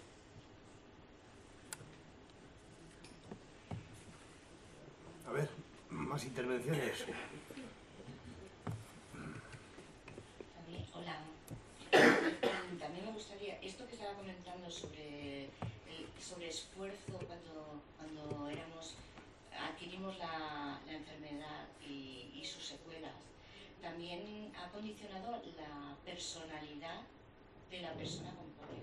Hay estudios hechos sobre el clúster tipo A de la persona con polio, que no es exactamente el mismo patrón de personalidad que los superejecutivos, pero es muy similar en el tema de autonomía, querer tener fortaleza, etcétera, para tirar adelante todo, ¿no? Lo que pasa es que, claro, a los 30, 40 años, es un momento en el que se quiebra y tienes que como reconstruirte y volver a empezar a nivel vital, familiar, social. Yo creo que eso también hay que tenerlo en cuenta a la hora de valorar cómo somos el colectivo de polio, porque también a la hora de afrontar la asistencia o la ayuda y todo esto, el mensaje que se nos da desde fuera tiene que tenerse en cuenta esto, porque si no, la adherencia a cualquier tipo de tratamiento o de cualquier tipo de acción que luego queramos llevar es muy paradójica con nuestra naturaleza previa. Entonces es más difícil que queramos asumir, pues, utilizar determinadas ayudas técnicas, porque suponen aceptar que esto no va a ir para atrás, sino que voy a ir deteriorándome, etcétera. Eso hay que tenerlo en cuenta para enviar el mensaje terapéutico para que la persona pues pueda afrontar la realidad. Y respecto al estudio, pues como punto de partida está bien, pero también sería interesante tener en cuenta esto, que el sesgo que pueda haber, precisamente el tema de los estudios. No todos los polio sí que tenemos afortunadamente estudios universitarios, pero no todos los polios lo van a tener, pero a lo mejor también es que el canal para llegar a ellos, pues un formulario informática, pues a lo mejor siendo la edad que se tiene, pues con esa formación pues no van a poder llegar. Entonces, llegar a ellos a lo mejor hay que buscar otro canal más analógico que digital para poder llegar a ellos, ¿no? Y entonces en ellos a lo mejor pues el nivel de estudios no será el mismo. Y respecto a la movilidad, al sobrepeso, evidentemente las personas con polio, no por la edad, sino por nuestras limitaciones, pues también tenemos menos actividad, ¿no? Con lo cual el poder quemar lo que consumimos pues es más complicado. Y hay que tener en cuenta también que la rehabilitación o el ejercicio en casa lo tienes que hacer teniéndote en cuenta tus limitaciones, porque no es lo mismo hacer unos ejercicios que en genérico pueden parecer bien, pero que a nosotros pues nos puede lesionar o descompensar una musculatura, porque tenemos este que no va bien, pero el del siguiente ya no nos va bien, ¿no? O un lado sí y el otro no. Entonces pues aunque la tengamos que hacer nosotros en casa, es importante que haya un asesoramiento específico, un análisis funcional de cada caso particular. Cada caso somos un caso. Cada caso de polio es un caso clínico a nivel psicológico y a nivel sanitario, etc. Entonces hay que encontrar entre todos, tenemos que buscar una globalidad para poder atendernos. Y también es útil, sería útil que pudiéramos ser casos clínicos a nivel de... porque nos vamos a extinguir, ¿no? Pero sí, lo que quiero decir es que como caso clínico en el sentido de que cada vez que asistamos al sistema sanitario de alguna manera puedan tenernos en cuenta como caso clínico, porque no va a haber luego unos pacientes para obtener una línea base, para luego hacer la investigación, etcétera. No los va a haber porque ya nos habremos extinguido. Entonces, si desde ahora no empezamos a tenernos en cuenta, nos empiezan a tener en cuenta, pues es que todavía va a ser peor. Va a ser más difícil. Gracias. Muy bien. Muchas gracias. ¿Cómo es tu nombre? Soy Concepción Antón, estuvimos en el webinar. Ah, sí, ahora me acuerdo, ahora ya. Perdona, porque te vi por el ordenador. Pues yo creo que, no sé, me ha encantado todo lo que has dicho. De hecho, creo que podríamos ficharte para nuestro equipo de investigación porque tienes las ideas muy claras. Realmente sí, o sea, yo lo que he expuesto aquí es muy genérico y muy superficial, quiero decir que obviamente hay que profundizar. Y por supuesto que los ejercicios, gracias porque así lo puntualizo, yo he puesto aquí unos ejemplos de ejercicios sencillos para gente con fragilidad y ha sido nada, un ejemplillo. Pero sí que es verdad que bien con un asesoramiento normalmente de un terapeuta ocupacional o fisioterapeuta, tú puedes ir a Spain una vez a la semana, una hora o lo que sea, pero yo lo que quería decir es que no es tan interesante el que vayas una vez a la semana a un centro, que eso está muy bien, sino que tú luego asesorada y con ejercicios particulares, porque cada uno tiene sus características y desde luego uno de los principios del ejercicio físico es no hacerse daño. Quiero decir que si voy a hacer ejercicio y me hago daño, es un poco absurdo, ¿no? Entonces, con ese asesoramiento, evaluación individualizada y una prescripción propia, en casa, tú todos los días hagas un poquito, que es mucho mejor que una hora a la semana. Era un poco eso. Pero muchas gracias porque era así. O sea, si no, claro, obviamente no. Hacer ejercicio cada uno a su aire, esto no normalmente puede traer consecuencias no deseadas. Gracias. Sí, aquí tienen el micrófono. Paloma Castaño. Paloma. Bueno, buenos días a todos. Soy vocal, como bien sabéis. Y creo que soy de las personas más jóvenes que hay aquí. Tengo 58 años y hace poco me dijeron que tenía el síndrome postpolio, pero que me tocó peregrinar muchísimo. Hablo de mi caso porque, como todos, hay muchísimos médicos que no saben lo que es y me han tratado como de efecto físico hasta que he tenido que sacarme carnet de conducir y hacer mucho hincapié que me estudiaran mi pierna izquierda, que es la que tengo afectada, y la verdad es vergonzoso. Y ahora mismo, bueno, me encuentro en un periplo también judicial porque la discapacidad que me dan es un 39%, que sí que es discapacidad, pero que no tienen en cuenta el apoyo y la pospolio. O sea, es vergonzoso que nos digan que los médicos, y que son los especialistas, incluso el médico de cabecera, que sí que nos apoyan más, pero que claro, que no son entendidos en el tema, y que nos derivan o bien al neurólogo o bien al traumatólogo, que son los que más o menos pueden diagnosticar un poco todo esto. Pero sí, yo para mí he tenido, bueno, desde muy pequeña, desde que tengo uso de razón con esto que tengo en la pierna, recuerdo de haber hecho rehabilitación. Yo soy de Asturias, de que mi madre me llevaba a un centro de rehabilitación, que nunca me dijeron lo que era, y que es ahora, cuando soy mayor, cuando me han dicho que puedo tener polio o pospolio, y además con un interrogante, que todavía, bueno, pues no sé todavía si estoy o no estoy catalogada como tal. A mí me gustaría también que alguien me estudiara, y eso he dicho siempre desde el minuto 1, me ofrezco para que me estudien y realmente me digan si la tengo o no la tengo, o qué es lo que tengo. Es mi duda. Guillermo. A ver. principio por el año de nacimiento ya debería estar vacunada, con lo cual podría haber sido una polio o podría haber sido una polio producida por la vacuna también. No tiene por qué ser la genuina, ¿no? Pero sí que puede ser perfectamente. ¿Y qué diferencia hay, si me podéis explicar, entre la polio y pospolio? La polio se conocía cuando debutaban los niños, era por una parálisis flácida. Y bueno, y a partir de ahí, luego al final se detectaba que era por un virus, provocado por el virus. El síndrome pospolio podría ser una reactivación del virus, porque también ocurre con el herpes, por ejemplo, pero eso todavía no se ha llegado a esa conclusión. Entonces ahora podría ser un agotamiento simplemente de las terminaciones nerviosas que en su día ya estuvieron afectadas, ¿no? Todavía queda mucho por estudiar. Pero tiene... Sí, pero... Por la edad no me tocaría. Ya, pero por los síntomas, sí. Por los síntomas, sí, efectivamente. Pero ya digo que también podría ser... la propia vacuna, existe un riesgo de que produzca el síndrome de parálisis flácida, ¿no? Entonces, podría haber sido, bueno, pues simplemente provocado por la propia vacuna en sí. ¿Sí?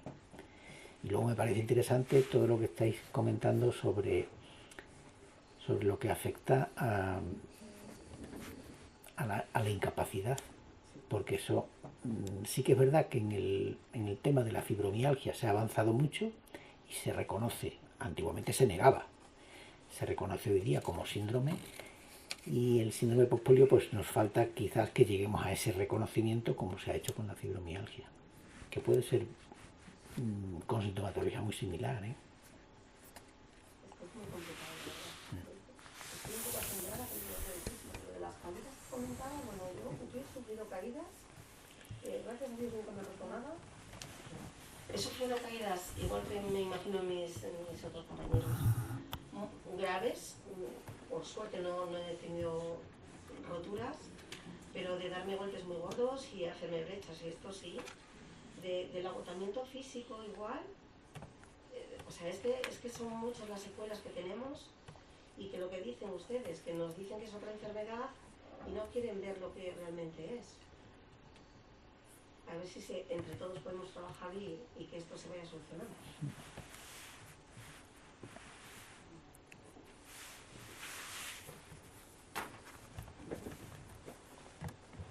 A ver, ¿alguien más se anima? Yo voy por aportar un poco desde lo que en el centro veo que está allí, por cierto, María Jesús y Sonia, una de las terapeutas ocupacionales, y Sonia la fisio, que van a estar mañana y os van a compartir su experiencia y su expertise. Pero sí que es verdad que lo que habéis dicho está claro que se va evidenciando en las realidades que hemos visto o lo que han visto. Me imagino que ellas mañana podrán compartir la experiencia que han tenido con las personas que han venido aquí. No han sido muchas, ciertamente, pero lo que sí que en el mundo de enfermedades raras, esto que habéis demandado es muy real. Es decir, hay enfermedades, muchas otras también, pero en enfermedades raras es muy normal que ante una misma patología, la sintomatología y el cómo cursa es totalmente diferente, de una forma increíble. Aquí es importantísimo la atención personal, no la atención individualizada, que eso está muy bien, ¿no? Es muy bonito, pero hay que dar un paso más, que es la personalizada.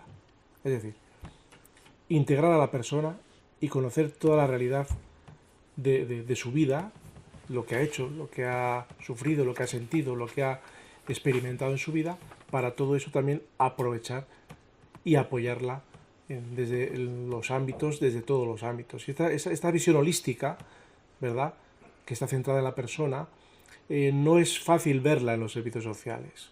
En los sanitarios no lo sé, no me puedo meter porque yo ahí no conozco esa realidad. Pero en los servicios sociales se está trabajando mucho este modelo y es simplemente esto. O sea, conseguir valorar, apoyar y empoderar, que es lo que decía también Jerónimo, es muy importante, que a pesar de todo somos nosotros nuestro propio responsable de nuestro cuerpo y de nuestra enfermedad y de nuestra vida. Y tenemos que poner todo, soy muy resilientes, como habéis dicho por ahí. De hecho, en el vídeo este que os cuento de este danés, habla que él, los primeros años después de que pasó por hospitales, un montón de hospitales, intervenciones, le pusieron prótesis y demás. Él no se sentía persona discapacitada, porque él había hecho su vida de una forma totalmente normal, y había tenido una vida normal. ¿Por qué? Porque habéis sido personas que, sabéis que os habéis levantado, no en el tema físico, sino... y esto es cierto. Entonces, todo esto se tiene que valorar y saber, incluso las más mínimas cosas, ¿no? ¿Cuáles son tus hábitos de vida diario? ¿Cuándo te levantas? ¿Cómo te levantas?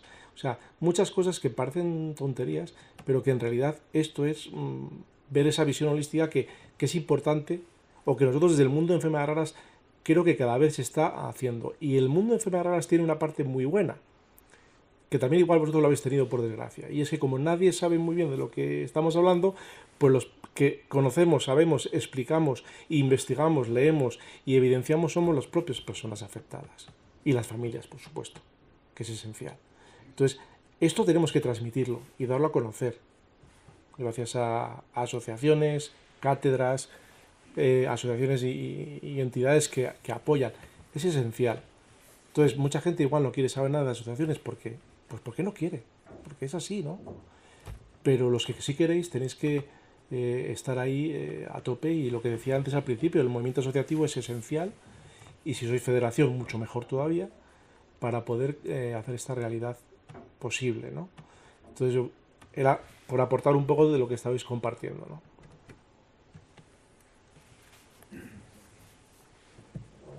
Carlos Díez Fernández Lomana, grande de España y de la Asociación de la Polio. Hola, buenos días. Aquí habría que tener un polio training, ¿no? Un entrenador de polio personal que nos llevara a cada uno de nosotros, ¿no?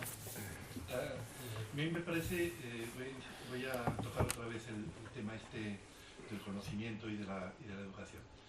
En muchísimas ocasiones la gente que padecemos polio somos muy pasivos y confiamos mucho en que un profesional nos vaya ayudando, etcétera, etcétera, ¿no? Y es más, la jornada que se hizo con el Rotary desde la universidad, o esta que hacemos, llamamos a los profesionales que nos vengan a charlar y que nos vengan a hablar y eso. Y quizá hay que asumir un papel mucho más protagonista, Jerónimo, por ejemplo, y desde la universidad o desde las instancias médicas o sociales que podamos plantear entre todos, ser nosotros los que explicamos nuestra realidad a los médicos, ¿no? Porque va a venir un neurólogo a hablarnos de la polio y de cómo acontece y de cómo nos afecta, etcétera, etcétera. Pero hay muchas cosas que sabemos nosotros ya, ¿verdad? De cada día a día. Y si los médicos o determinadas personas no saben lo que es, pues igual que se da un crédito por actividades deportivas en la Universidad de Burgos a estudiantes, etcétera, pues igual hay que dar créditos también de formación a muchos profesionales sobre nuestra vida diaria, ¿no? Y podríamos lograr que los profesionales supieran más de esta enfermedad, y en particular del pospolio. No sé, es una cosa que yo suelto, de convertirnos más en agentes activos, ¿no? Y por otro lado, en algo que he insistido en varias ocasiones, Jerónimo, a ti te lo he dicho, es que muchos de nosotros no conocemos nuestros derechos y no conocemos las posibilidades que hay desde las administraciones locales, autonómicas y nacionales para hacer una vida mejor. Creo que uno de los déficits que tenemos, porque nos hemos acostumbrado a vivir de esta manera, es que no sabemos si podemos pedir que alguien nos ayude a limpiar en casa. Es tan sencillo como eso. Es decir, tenemos que trabajar, creo yo, José Luis, en un catálogo de cuáles son los servicios que dan las administraciones y pasar esos catálogos a las personas que tienen polio para que puedan pedir o exigir que se cumplan unos determinados derechos que a veces están reconocidos. Pero mismo tú dices, hay cosas que se tardan 20 años, pero es que hay cosas que han tardado 20 años en lograrse y que pasan 20 años y la sociedad no las conoce. Entonces, si no conocemos lo que podemos acceder, difícilmente vamos a disfrutar de ello, ¿no? Entonces, hay muchas cosas que también están en nuestra mano, ¿no? Hay déficit por parte de los profesionales, como hemos dicho, pero hay déficit nuestros. Es decir, no nos preocupamos de saber qué servicios podemos demandar y aprovechar para tener una vida mejor, ¿no creéis? Nada más. Bueno, nada más.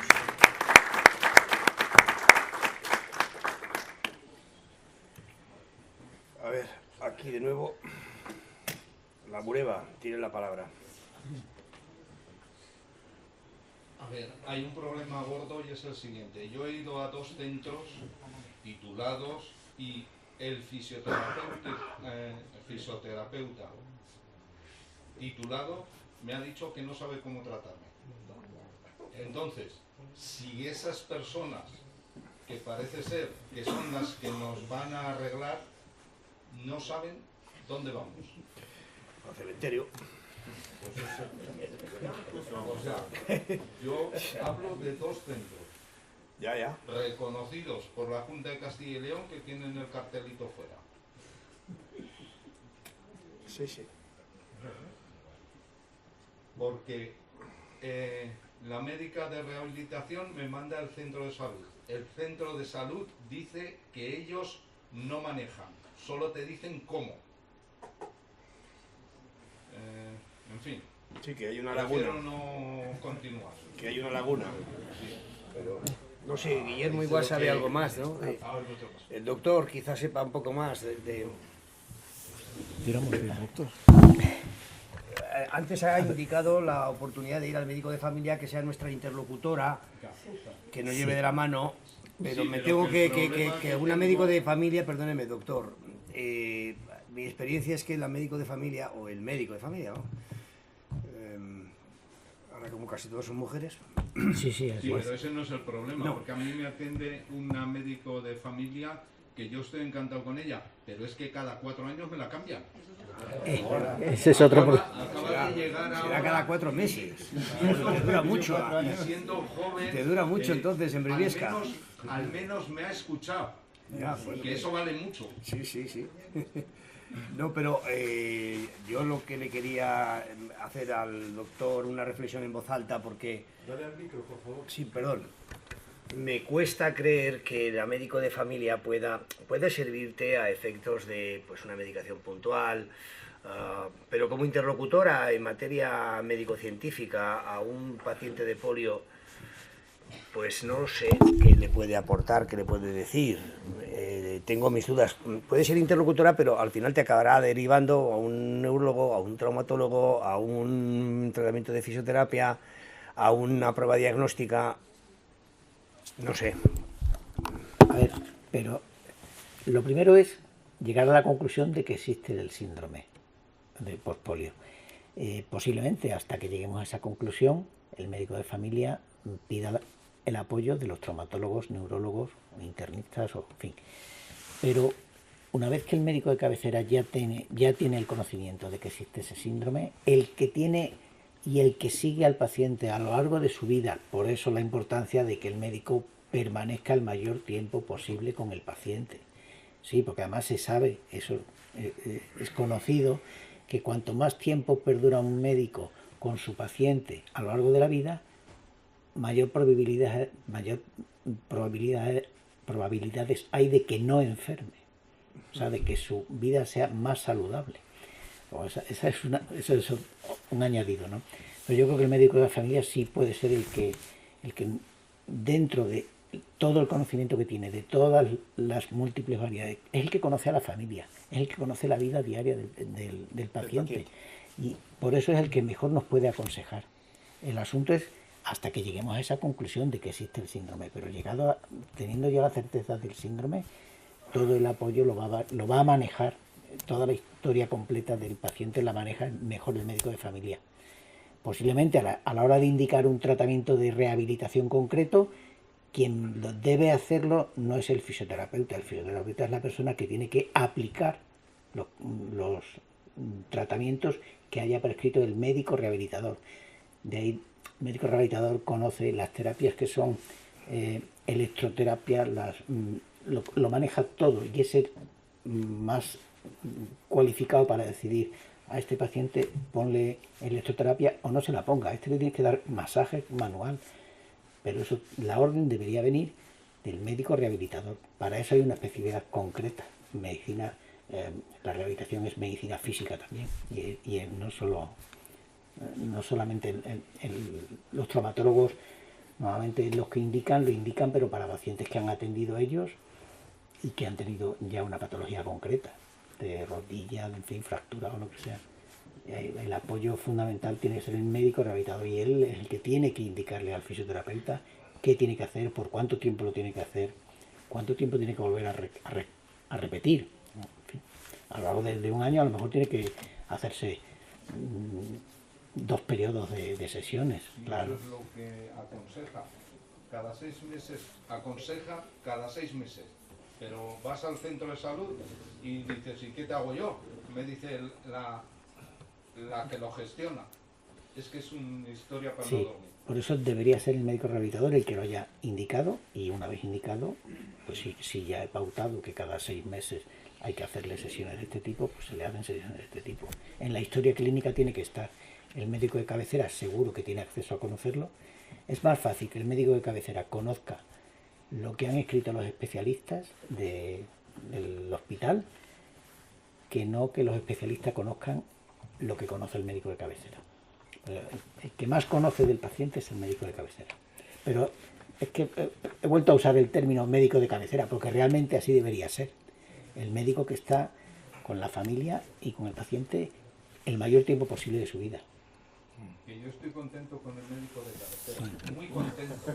Y son mujeres las que me han tratado, pero el resultado final no llega.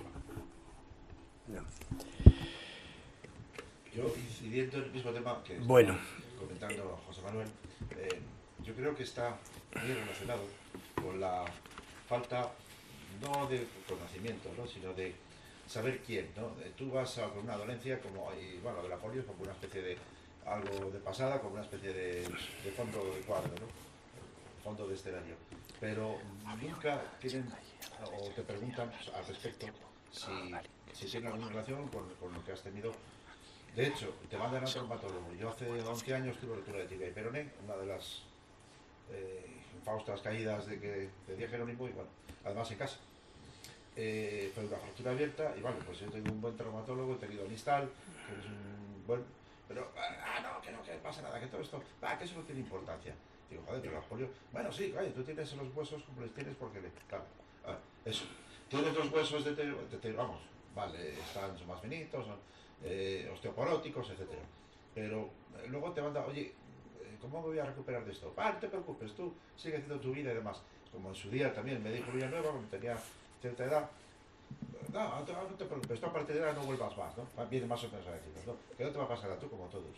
Entonces, esa falta de asistencia, de concreción en nuestra dolencia, sea con síndrome de pospolio, sea sin el síndrome, y de un montón de dolencias o de accidentes, bueno, accidentes está claro.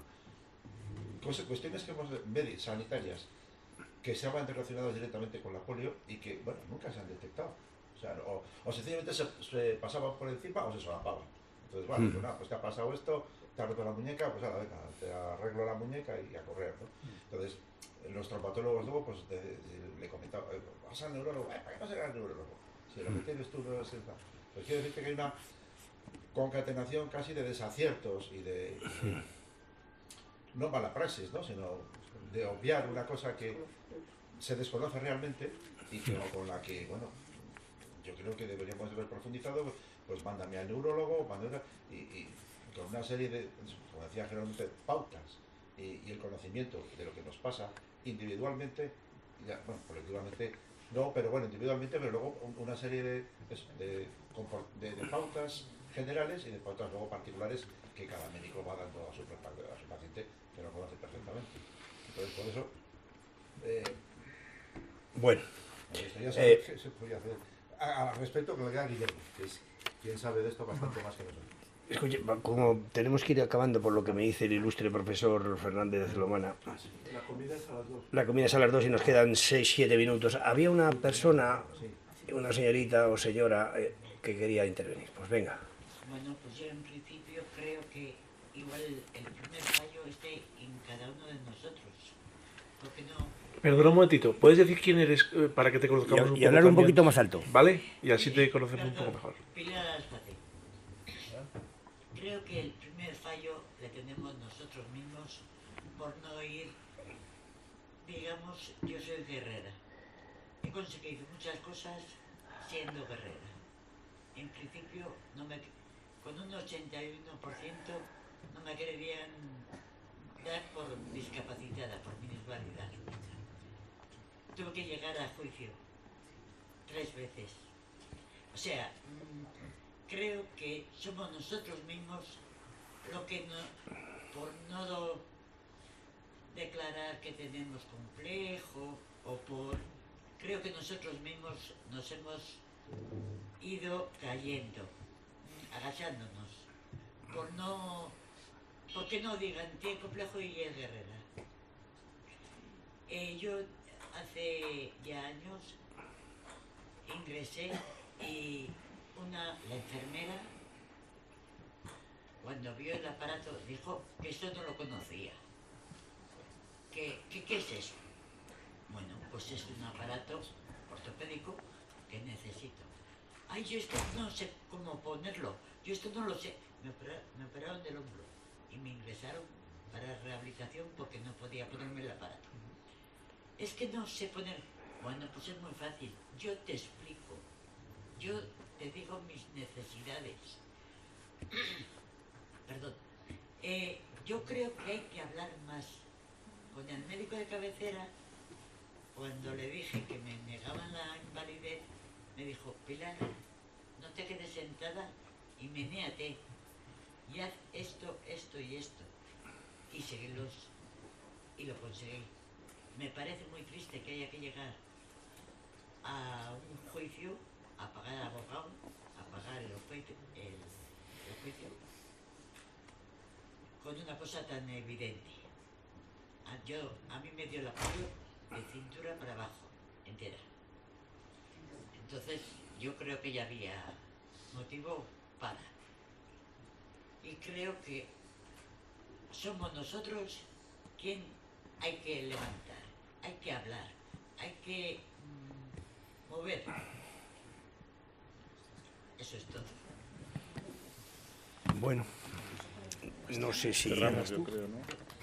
Como vamos a tener oportunidad de, a lo largo de la jornada de la tarde, e incluso la de mañana por la mañana, seguir conversando al respecto de todos nuestros problemas y necesidades y demás, si os parece, dejamos el tema aquí, ahora ya son cerca de las 2. No sé cómo está, Aitor, hay un almuerzo, creo, sí, en la cafetería aquí, al lado. No tenéis más que andar muy poquito hasta la cafetería. Ahí os tendrán preparado ya toda la comida para que podáis compartir, seguir hablando y seguir contando también las experiencias que son importantes. Y luego también entre vosotros, que sois de diferentes, veo que sois de diferentes zonas geográficas, seguro que en algunas estáis mucho más empoderados, para decirlo así, o más avanzados, y podéis compartir las experiencias para que lo que estáis compartiendo ahora pues sea también significativo. Tenemos, si me permites avanzar el programa de la tarde, que sepáis que a las 4 de nuevo retomamos aquí la reunión, el encuentro con la doctora Elizabeth Madrigal del Hospital Universitario de Burgos, que hablará sobre neurología y poliomielitis, y luego seguirá otra charla o conferencia, traumatología y poliomielitis, a cargo del doctor Guillermo Criado Albillos, perteneciente también al Hospital Universitario de Burgos. De modo que, por nuestra parte, reiterar el agradecimiento a Aitor Aparicio, al Centro CREER, por supuesto a Guillermo Pérez Toril, como miembro del Rotary Club aquí, representando a la institución que tanto nos ha apoyado y nos sigue apoyando, y al profesor Jerónimo González, que también ha estado muy al frente de todo lo que supone este encuentro. Así que si os parece vamos a comer, que falta hace, cogemos energía y luego nos vemos de nuevo aquí. Muchísimas gracias a ustedes.